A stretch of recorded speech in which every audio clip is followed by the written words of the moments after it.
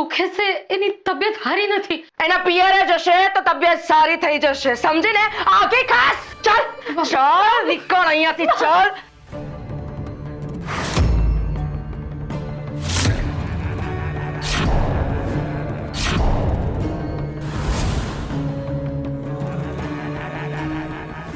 લાગે છે અંદર ઘમાસાણ ચાલુ છે એટલે વાર લાગી રહી છે. હું મારું કામ કરું. નરસિંહની નિશાળ ચોકડી.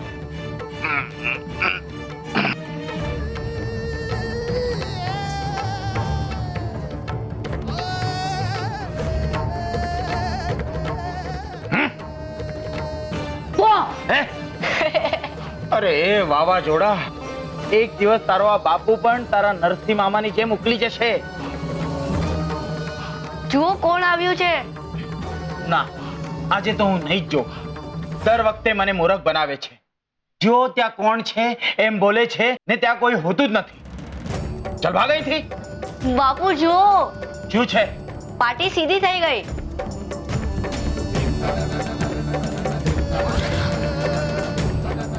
કોનો હાથ છે?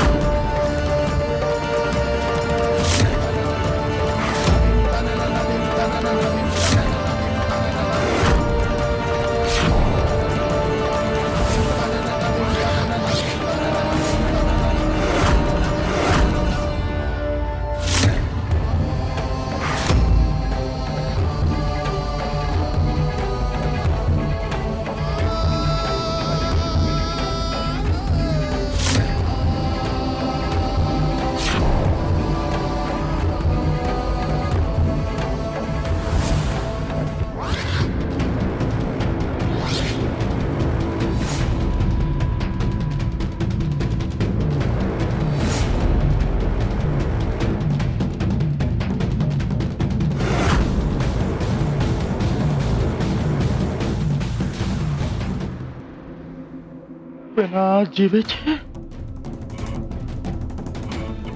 નરસિંહ મામા પાછા આવી ગયા. અને આ જુઓ શું લાવ્યા છે.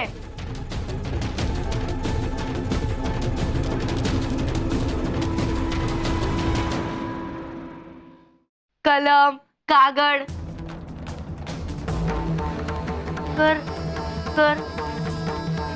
નરસિંહ મામા, તમે માર્ગમાં આને શું કીધું હતું?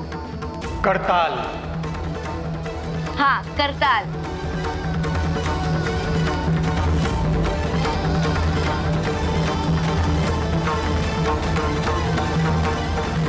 મારો નરસિંહ આવી ગયો. રટાણે આવ્યો છે, જાણે એના હરીએ જ મોકલ્યો.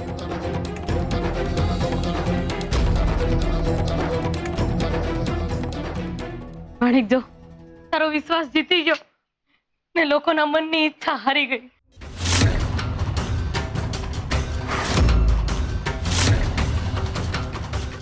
એટલે ગામમાં અમુક લોકોની વાત કરું છું. નરસિંહ, તને ખબર છે, ઝવેર ભાભી, જીવણભાઈ ગામમાં હંધાઈને એવું લાગતું હતું કે તું હવે પાછો નહીં આવે. હા, અને મારા બાપુ પણ હમણાં જ બોલ્યા કે હું તારા નરસિંહ મામાની જેમ ઉકલી જઈશ.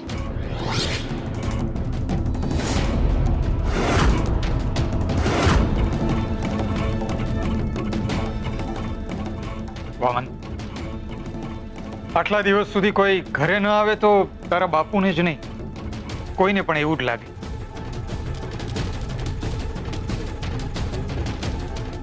હું મોટા ભાઈને મળીને આવું, જેથી તેઓ હવે ચિંતા ન કરે.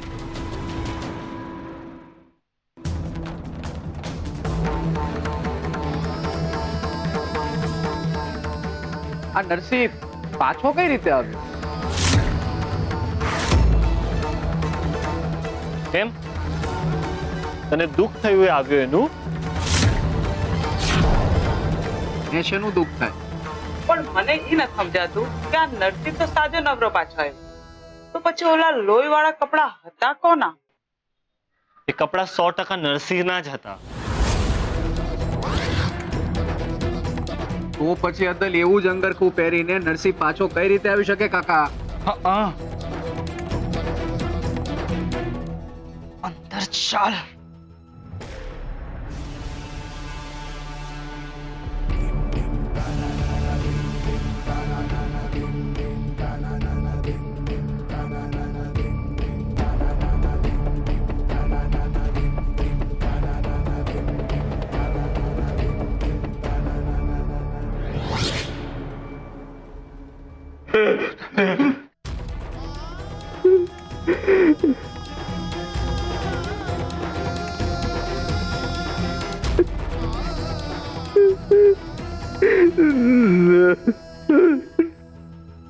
જાણે જાણે કૃષ્ણ બલરામ મળ્યા હોય એવું લાગે છે.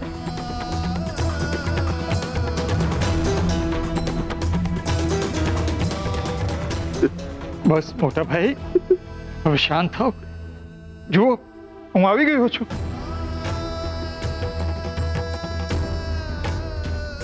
બંસી ફુવા, આ જુઓ નરસિંહ મામા શું લાવ્યા છે.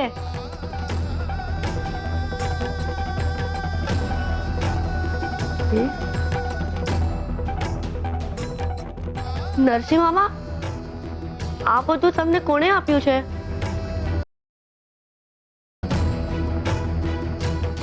કલમ જગતનું એવું શક્તિશાળી શસ્ત્ર છે જેનાથી તમે તમારા પરિવારની ઢાલ બનીને ઊભા રહી શકો છો.